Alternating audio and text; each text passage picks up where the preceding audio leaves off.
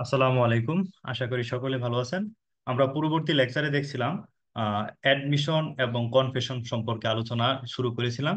সেই লেকচারে আমরা ধারা 17 থেকে 23 পর্যন্ত যে অ্যাডমিশন বা স্বীকারোক্তির যে বিষয়সমূহ ছিল সেই বিষয়ে আলোচনা করেছি। তো এখন আজকে আমরা আহ, ধারা 24 থেকে 30 ধারা পর্যন্ত যে কনফেশন বা দোষ স্বীকারোক্তির যে বিধান সমূহ আছে সাক্ষ্য আইন 1872-এ সেই বিধান সম্পর্কে আলোচনা করব। তো দোষ স্বীকারোক্তি বা কনফেশন সম্পর্কে ফৌজদারি কার্যবিধির ধারা 164 এবং সাক্ষ্য আইনের 24 থেকে 30 ধারা পর্যন্ত এই কনফেশন বা দোষ স্বীকারোক্তির বিধান নিয়ে আলোচনা করা হয়েছে। ঠিক আছে, এই হচ্ছে আপনাদের ধারার যে বিষয়গুলো, সিআরপিসির 164 ধারা এবং সাক্ষ্য আইনের 24 থেকে 30 ধারা পর্যন্ত দোষ স্বীকারোক্তি বা কনফেশন বিষয়টা নিয়ে ডিল করা হয়েছে। তো এখন আমরা দেখব দোষ স্বীকারোক্তি বা কনফেশন অর্থটা কি, কনফেশন মানেটা কি। তো এটার মানে হচ্ছে যে অপরাধী অপরাধ স্বীকারোক্তি বা দোষ স্বীকারোক্তি।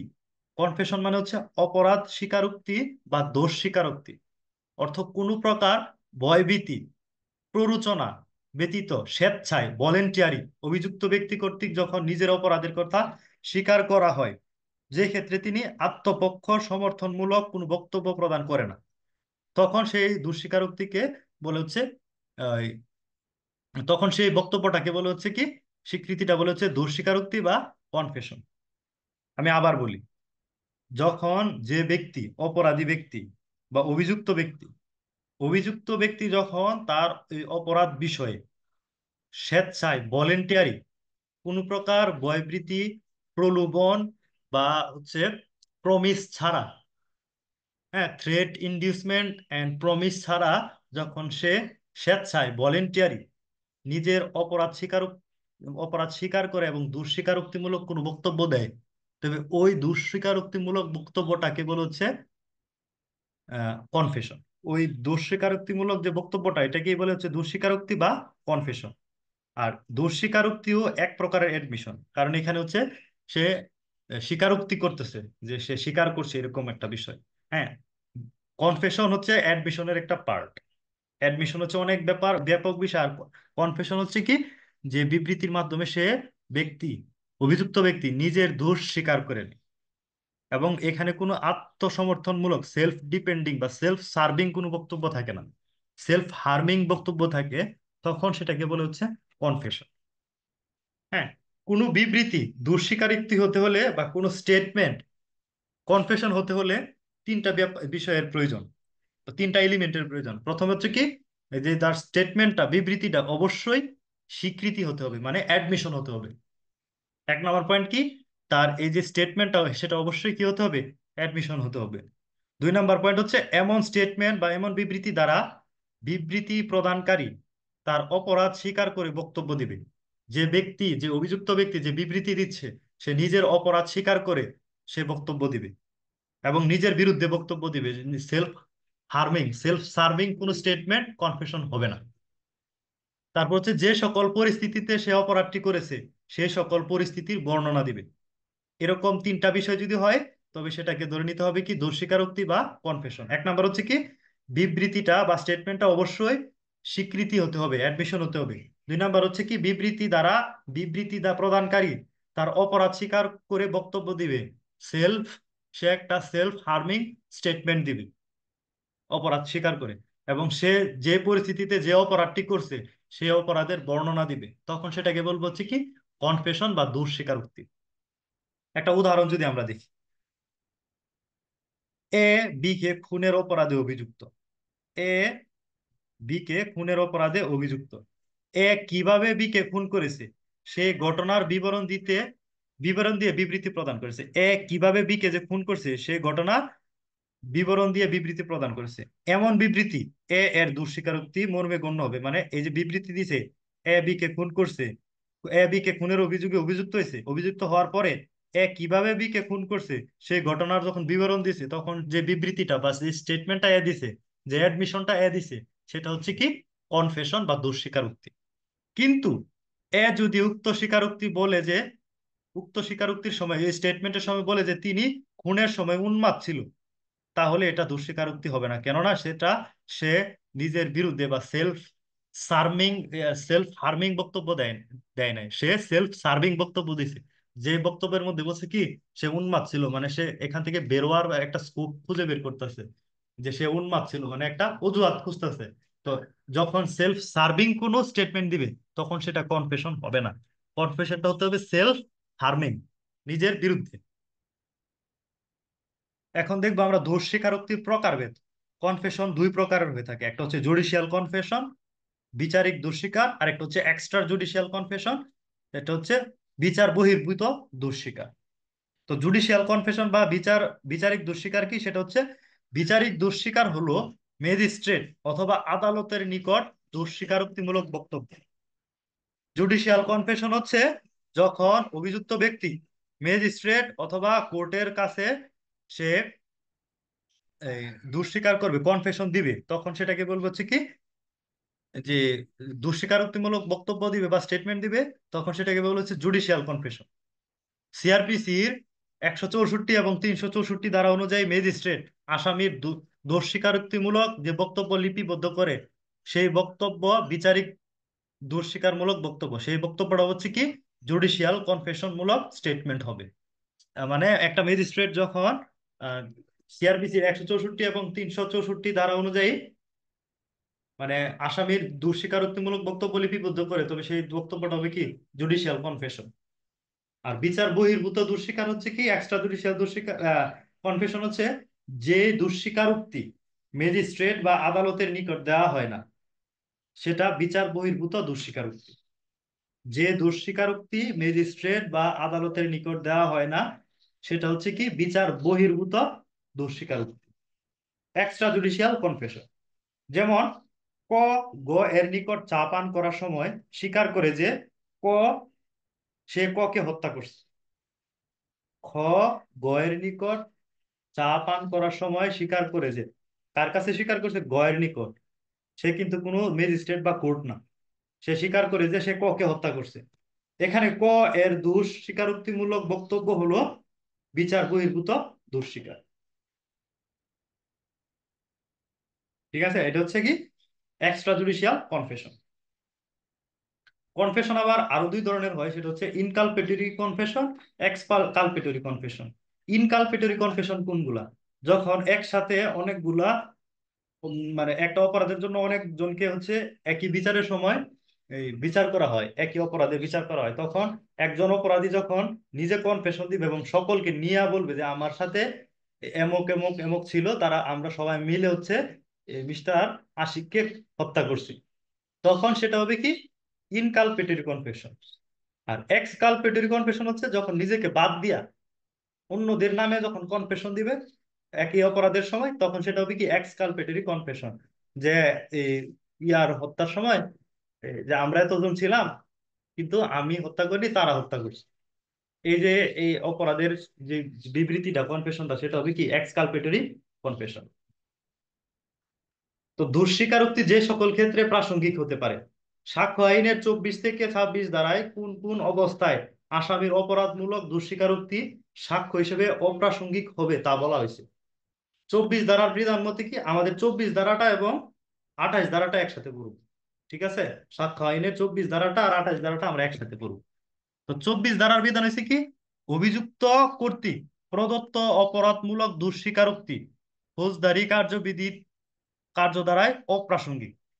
অভিযুক্ত কর্তৃক অপরাধমূলক দোষ স্বীকারোক্তি ফৌজদারি কার্য দ্বারায় অপ্রাসঙ্গিক হবে যদি আদালতের নিকট মনে হয় যে অপরাধমূলক দোষ স্বীকারোক্তিটা মানে যে কনফেশনটা নিছে সেটা একটা ইনডিউসমেন্ট মানে প্ররোচনা, ইনডিউসমেন্টের মাধ্যমে নেওয়া হয়েছে, হুমকি থ্রেটের মাধ্যমে নেওয়া হয়েছে, বা প্রতিশ্রুতি প্রমিস দ্বারা গ্রহণ করা হয়েছে।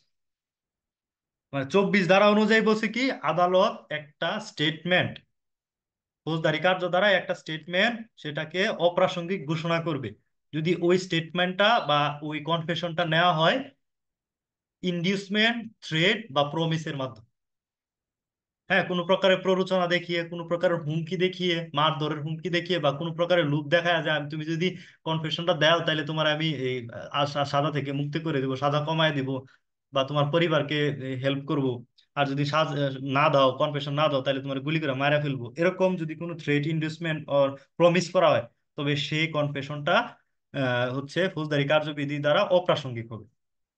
আর এর সাথে যদি 28 ধারাটা মিলাই পড়ি, 28 ধারায় বলছে কি, যে কোনো প্রকারের প্ররোচনা, হুমকি বা প্রতিশ্রুতি মানে ইনডিউসমেন্ট, থ্রেট ওর প্রমিস যদি অপসারণ করা হয়, অপসারণ করার পরে সে যখন ভলেন্টিয়ারি একই মানে যে দুষ্টা আছে, যে সে অপরাধটা করছে, সে যদি কনফেশন দেয়, তখন সেই কনফেশনটা হবে কি, প্রাসঙ্গিক। 28 ধারায় বলছে কি 24 ধারার বিপরীত, যে যদি ইনডিউসমেন্ট, থ্রেট এবং প্রমিসটা অপসারণ করা হয় সম্পূর্ণরূপে, এবং সে যদি ভলেন্টিয়ারি কোনো কনফেশন দেয়, তবে সেই কনফেশনটা হচ্ছে প্রাসঙ্গিক। 25 ধারার বিধান মতে কি, 25 ধারায় বলছে কি, যে পুলিশ কর্মকর্তার নিকট কোনোভাবেই কোনো প্রকারের কনফেশন গ্রহণযোগ্য না। ঠিক আছে? পুলিশ কর্মকর্তার নিকট প্রদত্ত কোনো দোষস্বীকারোক্তি কোনো অপরাধে অভিযুক্ত ব্যক্তির বিরুদ্ধে প্রমাণ করা যাবে না।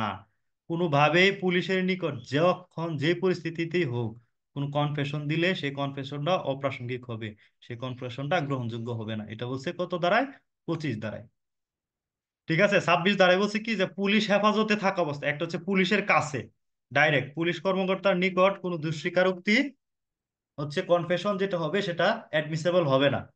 আর পুলিশ 26 ধারায় বলছে কি, পুলিশ হেফাজতে থাকা অবস্থায় যে অভিযুক্ত আছে, সেই অভিযুক্ত যদি দোষ স্বীকারোক্তি করে বা হচ্ছে কনফেশন দেয়, তার বিরুদ্ধে প্রমাণ করা যাবে না। তবে তার বিরুদ্ধে প্রমাণ করা যাবে না। এই 26 ধারা প্রথমে বলছে কি, পুলিশ হেফাজতে থাকা অবস্থায় অভিযুক্ত কর্তৃক প্রদত্ত দোষ স্বীকারোক্তি তার বিরুদ্ধে প্রমাণ করা যাবে না। 25-এ বলছে কি, যে পুলিশের নিকট কোনো প্রকারের কনফেশনই হচ্ছে তার বিরুদ্ধে প্রমাণ করা তার বিরুদ্ধে প্রমাণ করা যাবে না, অভিযুক্ত ব্যক্তির বিরুদ্ধে প্রমাণ করা যাবে না, এবং সেটা অ্যাডমিসেবল হবে না। আর 26-এ বলছে কি, যে পুলিশ কাস্টডিতেও যদি দেয়, সেটাও অ্যাডমিসেবল হবে না। কিন্তু 26 দ্বারা আরো বলছে কি, পুলিশের কাস্টডিতে বা পুলিশ হেফাজতে থাকা অবস্থায় যদি ম্যাজিস্ট্রেটের উপস্থিতিতে যদি দেয়, তবে সেটা হচ্ছে অ্যাডমিসেবল। হ্যাঁ, যদি ম্যাজিস্ট্রেট উপস্থিত না থাকে, প্রত্যক্ষভাবে উপস্থিত না থাকে, তবে সেটা অ্যাডমিসেবল না। যদি প্রত্যক্ষভাবে পুলিশ কাস্টডিতে থাকা অবস্থায় অভিযুক্ত ম্যাজিস্ট্রেট যদি প্রত্যক্ষভাবে থাকে, তখন যদি অ্যাডমিশন দেয় বা কনফেশন দেয়, তবে সেই কনফেশনটা অ্যাডমিসেবল বা গ্রহণযোগ্য। 26 ধারাটি প্রযোজ্য হবে পুলিশ ব্যতীত অন্য যে কোনো ব্যক্তির নিকট দোষ স্বীকার করা হলে। 26 ধারায় বলছে কি, পুলিশ ছাড়া অন্য যে কোনো ব্যক্তির নিকট যদি হচ্ছে দোষ স্বীকার করে অ্যাডমিশন করে, তবে সেটা হচ্ছে অ্যাডমিসেবল হবে। কিন্তু পুলিশের সামনে বা পুলিশের কাস্টডিতে কোনোভাবেই মানে কোনো কনফেশন অ্যাডমিসেবল হবে না।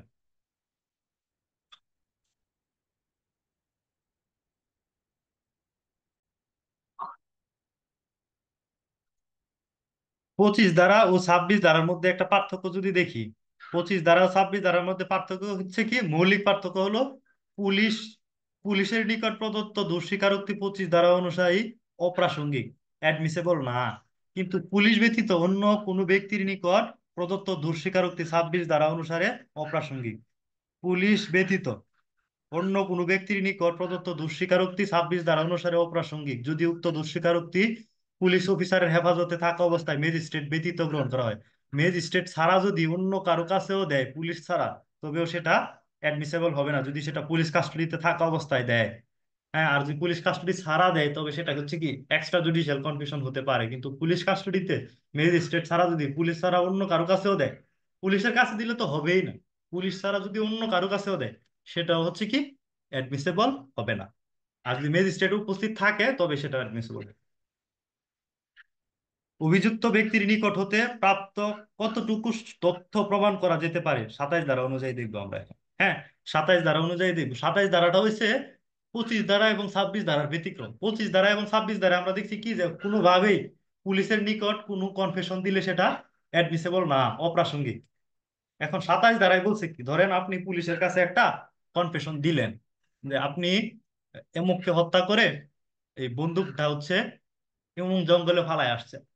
এখন ঘটনা আসলেই সত্য, কনফেশন যে দিলেন সেটা তো অ্যাডমিসেবল হবে না। কিন্তু পরবর্তীতে পুলিশ গিয়ে তদন্ত করে উদ্ধার করলো কি, আপনি যেভাবে বলছেন যে মুখে মারার পরে যে জায়গায় অস্ত্রের কথা বলছেন, ওই জায়গা থেকে অস্ত্র নিয়ে আসলো, ঘটনা সত্য, তখন কি হবে? এই বিষয়টাই হচ্ছে 27 ধারায় বলছে, যে 27 ধারার বিধান করা হয়েছে যে অভিযুক্ত ব্যক্তির নিকট হতে প্রাপ্ত তথ্য কতটুকু প্রমাণ করা যেতে পারে। সাক্ষ্য আইনে 27 ধারা অনুযায়ী আসামি পুলিশের নিকট যে তথ্য প্রদান করে তার উপর ভিত্তি করে মামলার কোনো বিষয়ে সত্যতা উদ্ঘাটন বা আলামত উদ্ধার হলে উক্ত তথ্য প্রাসঙ্গিক হবে। আবশ্যিক কিছু শর্ত আছে, এই শর্তগুলো আমরা দেখি। পুলিশের নিকট অভিযুক্ত কর্তৃক প্রদত্ত কোনো তথ্য 27 ধারা অনুযায়ী প্রাসঙ্গিক হতে পারে যদি এই 5টা শর্ত পূরণ করে, তবে সেটা প্রাসঙ্গিক হবে যদি পুলিশের নিকট দেয়ও। 1 নম্বর শর্ত কি, কোনো অপরাধে অভিযুক্ত হতে হবে, এই ব্যক্তিটা অবশ্যই কোনো একটা অপরাধে অভিযুক্ত হতে হবে। 2 নম্বর হচ্ছে কি, উক্ত অভিযুক্ত ব্যক্তির নিকট হতে তথ্যটি প্রাপ্ত হতে হবে, যে ব্যক্তি অভিযুক্ত ও তার নিকট থেকে তথ্যটা প্রাপ্ত হতে হবে। 3 নম্বর হচ্ছে কি, অভিযুক্ত ব্যক্তি পুলিশ কাস্টডিতে বা পুলিশ হেফাজতে থাকা অবস্থায় এমন তথ্য প্রকাশ করবে।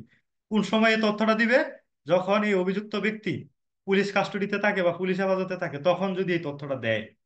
পরবর্তী শর্তটা হচ্ছে কি, প্রাপ্ত শর্ত তথ্য অনুসারে কোনো বিষয় বা আলামত উদ্ঘাটন বা আবিষ্কার হতে হবে। যে তথ্য দিছে অভিযুক্ত পুলিশ কাস্টডিতে থাকা অবস্থায় পুলিশের কাছে, সে বিষয়ে কোনো আলামত আবিষ্কার করতে হবে বা উদ্ঘাটন করতে হবে। উদ্ধারকৃত বিষয় অবশ্যই অপরাধের সাথে সম্পর্কিত হবে, যে বিষয়টা উদ্ঘাটন করা হয়েছে সেই বিষয়টা অবশ্যই অপরাধের সাথে সম্পর্কিত হতে হবে।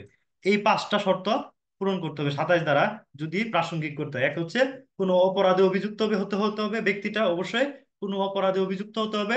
2 নম্বর হচ্ছে উক্ত অভিযুক্ত ব্যক্তির নিকট হতে তথ্যটি প্রাপ্ত হতে হবে। 3 নম্বর হচ্ছে কি, অভিযুক্ত ব্যক্তি পুলিশ কাস্টডিতে বা হেফাজতে থাকা অবস্থায় এমন তথ্য প্রকাশ করবে। 4 নম্বর হয়েছে কি, প্রাপ্ত তথ্য অনুসারে কোনো বিষয় বা আলামত উদ্ঘাটন বা আবিষ্কার করতে হবে।